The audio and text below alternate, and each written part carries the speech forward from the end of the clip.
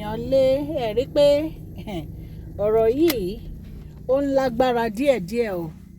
Pẹ̀lú nǹkan tá a gbọ́ tí àwọn èèyàn ń sọ tí wọ́n ń sọ̀rọ̀ nípa Queen Naomi wípé ṣé Queen Naomi lè gbé Tádéníkáwò lọ sí ibi tí èrò pọ̀ sí, wípé nǹkan tí Queen Naomi ò bá lè ṣe kò yẹ kó fi lọ àwọn ẹlòmíì.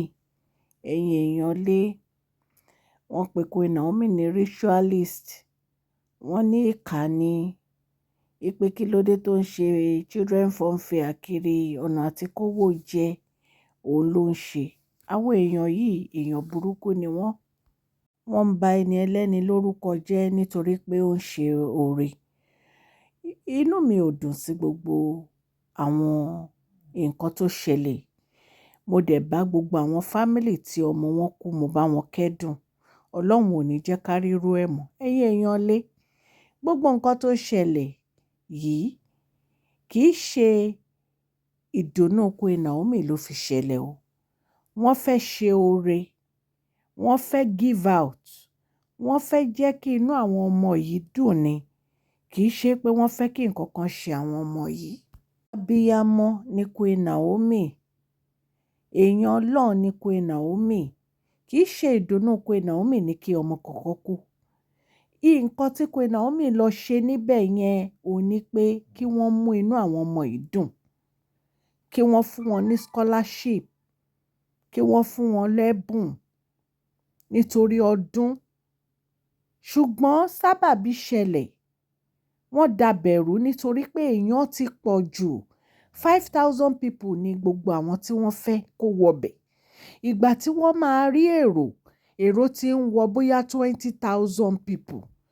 Wọ́n ń tẹ ara wọn lórí mọ́lẹ̀, wọ́n fẹ́ já géètì wọlé. Gbogbo nǹkan tó ṣẹlẹ̀ ìtaná ṣì wà kí àwọn agbénipa tó lọ bá wọn níbẹ̀. Ẹ̀yin èèyàn lé, wọ́n bẹ̀rẹ̀ sí í sáré, wọ́n ń tẹ ara wọn lórí mọ́lẹ̀ nítorí ebi ó ń pa àwọn èèyàn lẹ fi rí èrò tó pọ̀ tó báyìí. Ẹ̀yin náà wo nǹkan tó ń ṣẹlẹ̀ nílùú Nàìjíríà, ebi ń pa àwọn èèyàn. Ẹ wo crowd tó jáde, ẹ wo adúrú èrò tó jáde ní Ìbàdàn nítorí 5,000 naira tán náà máa fún èèyàn kọ̀ọ̀kan. Ẹ wo adúrú èrò, nǹkan tí ìjọba wa tó yẹ kán fi mọ̀ pé ebi ń pa àwọn ará ìlú nìyẹn. Tó bá jẹ́ pé ìjọba wa ń ṣe ètò tí Queen Naomi ń ṣe lọ́dọọdún yìí, ṣé wọn ní máa ran àwọn mẹ̀kúnnù lọ́wọ́? Ọjọ́ wo lẹ rí tíjọba ṣe irú ètò báyìí rí? Ẹni ẹlẹ́ni wá fẹ́ ṣe ètò, ó fẹ́ dùn àwọn ọmọ ọlọ́mọ nínú. Ẹ̀yin wá ń jáde, ẹ̀yin wá ń pè lórúkọ burúkú. Ẹ̀ ń sọ̀rọ̀ jágbajàgba, ọ̀rọ̀ rádaràda, ẹ̀ ń sọ sẹ́ni ẹlẹ́ni. Ẹ̀ dẹ̀ níbẹ̀rù Ọlọ́run. Ẹ̀ níbẹ̀rù Ọlọ́run rárá. Ìwọ tó ń pe Queen Naomi ní ritualist àti ìwọ tó ní kán gbé Tádéníkáwò kan gbé lọ sí inú ọjà ibi tí àwọn èèyàn tó sì ṣán lè gbé Tádéníkáwò jáde. Ọjọ́ wo ni wọ́n ti give out rẹ̀? Ọjọ́ wo ni wọ́n ti ṣe ètò fún àwọn ọmọdé ní Nàìjíríà yìí rí? Àfi kẹ́ ẹ máa mú ẹnu yín, kẹ́ ẹ máa fi sọ ọ̀rọ̀ rádaràda, ọ̀rọ̀ tí ò dáa. Ẹ níbẹ̀rù Ọlọ́run, ẹ ní ẹ̀mí Ọlọ́run rárá. Ṣé nínú nǹkan tá à ń sọ yìí, ṣé ọ̀rọ̀ tó yẹ kó máa jáde lẹ́nu yín nìyẹn? Ẹ dẹ̀ pera yín lábiyamọ. Àní kà ní gbogbo yín, ìkà ni yín. Ẹ ṣe fún àwọn ará ìlú, ẹ ṣe fún mẹ̀kúnnù. Ẹni tó bá tó fẹ́ ṣe, ẹ tún máa sọ̀rọ̀ burúkú nípa ẹ̀. Gbogbo ọjọ́ tí Queen Naomi ti ń ṣe funfair yìí, ṣé irú nǹkan báyìí ṣẹlẹ̀ rí? Gbogbo ọjọ́ tí Queen Naomi tó ti ń rán àwọn ọmọ ní scholarship, ẹ rí yẹn sọ o. Gbogbo ọjọ́ tí Queen Naomi ti ń múnú àwọn ọmọ yìí dùn, ẹ rí yẹn sọ. Ṣùgbọ́n ọjọ́ tí nǹkan bá ṣẹlẹ̀, òun lẹ máa jókòó dè. Ẹ ń lara Queen Naomi ni. Ìlara ló ń bá yín jà. Ìlara òun ló ń bá yín jà, kò sí nǹkan míì tó ń bá yín jà jù lára lọ. Torí àwọn kọ́nà pa wọ́n, àwọn kọ́nà pa àwọn ọmọ yẹn. Queen Naomi ò ń ṣe apààyàn. Àwọn hire killers tí wọ́n ń wá Queen Naomi kiri, wọn ò lè rí wọn pa nítorí pé ọmọ Ọlọ́run ni Queen Naomi. Kò sí nǹkan tẹ́ ẹ lè ṣe fún Queen Naomi. Ẹ̀yin náà wá dúró èrò tó wà ńbẹ̀ yẹn. Báwo ni wọ́n ṣe ní para wọn? Báwo ni wọ́n ṣe ní gun ara wọn lórí? Tí àwọn èèyàn burúkú yìí tó bá tiẹ̀ ká wọn mọ́ títì, tó ń lé wọn, tó fi ń tẹ ara wọn, tó ń gun ara wọn lórí, wọ́n á para wọn. Wọ́n á para wọn. Ẹ̀yin náà gbọ́ nǹkan gist tí mo post tí wọ́n ní pé wọ́n ń try láti stop wọn, wípé kán má já gate tí wọ́n rọ́ wọlé. Gbogbo ẹ̀ lẹ gbọ́ nínú gist yẹn náà. Ẹ wá ń sọ oríṣiríṣi ọ̀rọ̀. Ẹ ń pe Queen Naomi ní ritualist. Ẹ ń pè lórúkọ tí ò dáa. Ṣé èèyàn ń ṣoore ni? Ló ṣoore ni? Abẹ́rẹ́ pé inú ẹ̀ dùn pé àwọn ọmọ yìí kú. Inú ẹ̀ ò dùn náà. Màmá Ajayi wọ́n jáde wọ́n dẹ̀ sọ̀rọ̀. Wípé oore tí Queen Naomi ń ṣe kò ní dibi mọ́ lọ́wọ́ ní agbára Ọlọ́run. Wípé ẹlẹ́dàá àwọn ọmọ yẹn á mọ̀ pé ó fẹ́ ṣoore fáwọn ni. Wọ́n dẹ̀ rọ gbogbo àwọn fámílì tọmọ wọn kú. Wípé Ọlọ́run Elédùmarè kò ní jẹ́ kán rírú ẹ̀ mọ́. Gbogbo nǹkan tó yẹ kẹ́ ẹ máa sọ nìyẹn, kì í ṣe kẹ́ ẹ máa pe ẹni ẹlẹ́ni lórúkọ burúkú. Kí ló ṣe? Oore ló ṣe. Kò dẹ̀ sí ìgbà tí sábàbí ò lè ṣẹlẹ̀.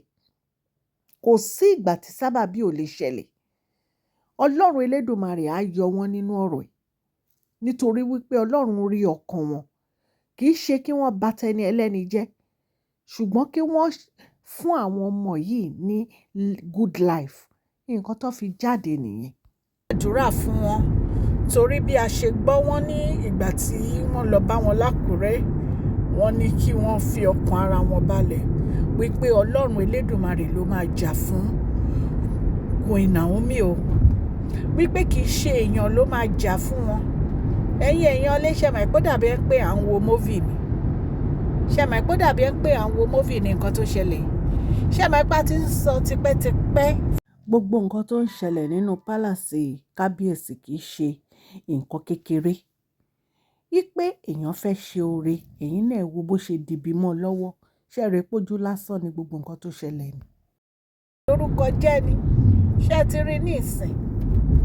Kéèyàn rán agbénipa lọ bá ọmọ èèyàn bíi tiẹ̀ wípé kán lọ pa nítorí kíni? Nítorí kíni?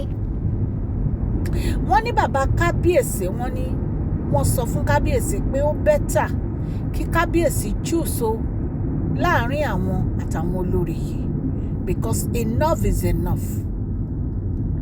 Ọmọ 30 la máa ń sọ pé ó kù. Wọ́n máa ń ṣe ọmọ ẹyọ kan, ọmọ 30 mà ní. In fact gan, àwọn èèyàn kan tún gbé wọ́n níbi 33 children ló kú. Kọ́mọ 30 kú lórí ọ̀rọ̀ pé èèyàn fẹ́ ṣoore, èèyàn fẹ́ give out, ó fẹ́ múnú ọmọdé dùn. Ilé ayé yìí le o. Màmá wa ṣàdúrà, wọ́n ṣàdúrà fún Queen Naomi wípé gbogbo oore tó ń ṣe ó máa gbé wọn lékè. Gbogbo ẹ̀yin tẹ́ dẹ̀ ń pè wọ́n lórúkọ burúkú, ó kù yín ó kọ lọ́hùn. Nítorí wípé ọwọ́ epo láráyé ń báyàn lá, wọn ń báyàn lá owó ẹ̀jẹ̀. Gbogbo àwọn olórí kábíyèsí tí wọ́n dẹ̀ bẹ̀rẹ̀ sí sọ̀rọ̀ burúkú nípa Queen Naomi náà, ó kù wọn ó kọ lọ́hùn o. Nítorí wípé obìnrin yìí kò ní inú burúkú sí gbogbo yín. Ẹ kàn ṣàdédé kórìíra ẹni ẹlẹ́ni láì ṣe nǹkan kan fún yín. Ẹ wá bẹ̀rẹ̀ sí lọ báwọn blogger kan máa bà lórúkọ jẹ́. Kí ló dé? This is too much. Ẹ̀yin èèyàn lè bá ṣe gbọ́ nìyẹn o. Wọ́n ní màmá Ajayi, wọ́n náà ti lọ sọ́dọ̀ Queen Naomi l'Ákúrẹ́ àti màmá wa Funke Felix àti bàbá kábíyèsí láti lọ bá Queen Naomi sọ̀rọ̀ wípé gbogbo nǹkan tó ṣẹlẹ̀ yìí máa lọ, wípé wọ́n máa borí ẹ̀, wípé ogun yìí wọ́n á borí ẹ̀. Lẹ́yìn ìyẹn la gbọ́ pé inú àwọn àǹtí wa gbogbo ń dùn sí nǹkan tó ṣẹlẹ̀ sí Queen Naomi. Ẹ̀yin èèyàn lé, ẹ fi àwọn tó ń sọ̀rọ̀ Queen Naomi ní burúkú, ẹ fi wọ́n lé Ọlọ́run lọ́wọ́. Ọlọ́run ló máa ń gbìjà èèyàn, kì í ṣẹ̀dá. Ọlọ́run á jà fún Queen Naomi. Àsìkò yìí ẹ̀yin èèyàn mi, àdúrà ló yẹ ká máa gbà fún Queen Naomi bí àwọn màmá wa nínú Olúwa méjèèjì ṣe sọ.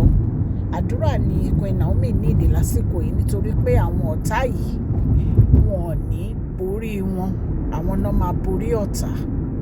Gbogbo ẹ̀yin tẹ́ẹ̀dẹ̀ ń fi ẹnu yín sọ̀sọ́kúsọ, tẹ́ ń pe arábìnrin lórúkọ tí ò jẹ́, Ọlọ́run wà ń bẹ̀. Ọlọ́run á dá gbogbo yín lẹ́jọ́.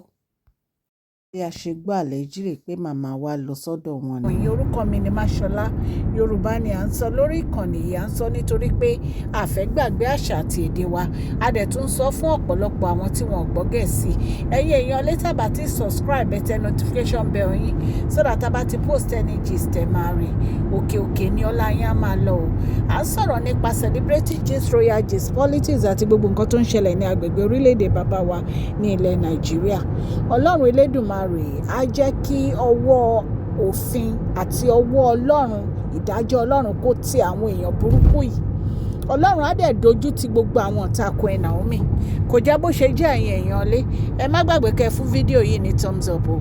Please share this video, like and subscribe. God bless you all. Mashola Gist TV, love you all. God bless you.